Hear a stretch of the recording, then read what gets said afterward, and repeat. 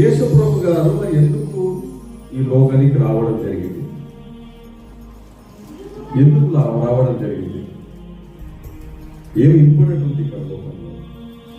అంటే దేవుడు అనేవాడు మరి అక్కడే ఉండి అన్ని చేయొచ్చు కదా. దేవుడికి లోకానికి వచ్చే అవసరం లేకుండే కదా.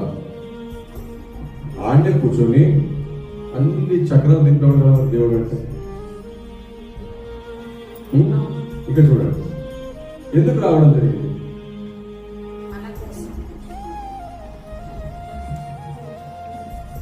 ఒక మనిషి రూపంలో యేసు ప్రభువు గారు ఈ లోకానికి ఎందుకు రావడం జరిగింది?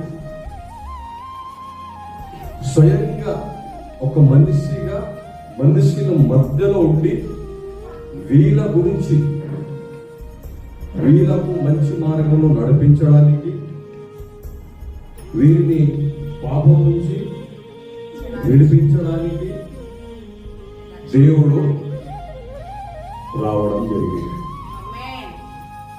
అయితే మనిషి అనేవాడు ఎప్పుడైతే దేవుని చేతిలో, దేవుడు మనిషిని చేతిలో,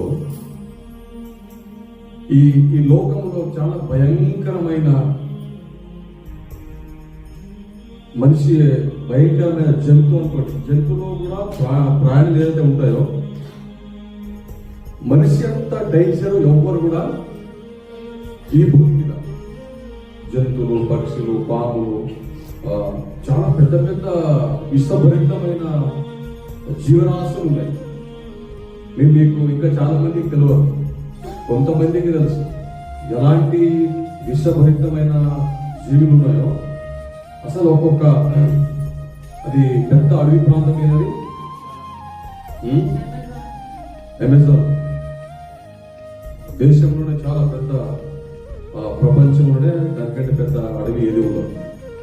ఆ అడవిలో ఎలాంటి జంతువులు ఉన్నాయంటే, ఒక చిన్న చీమ మీ పైనుంచి ఇట్లా మా బాడీ మీద వచ్చిందనుకోండి, ఇమ్మీడియట్లీ మంచి జంతువు, మీకు కలిసి అవసరం లేదు, ఏమీ లేదు. అలాంటి ఎన్నో లక్షల జంతువులు ఉన్నాయి. ఓకే, అవి ఎన్నిటికంటే డేంజర్ ఎవరు తెలుసా? దేవుడి దృష్టిలో మనిషి అనేవాడు.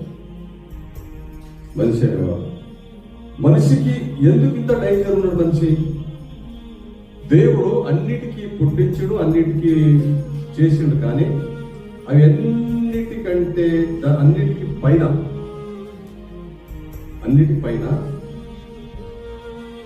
అవి అన్నిటికీ ఏరడానికి, అవి అన్నిటికీ తన గుప్పెట్లో పెట్టుకోవడానికి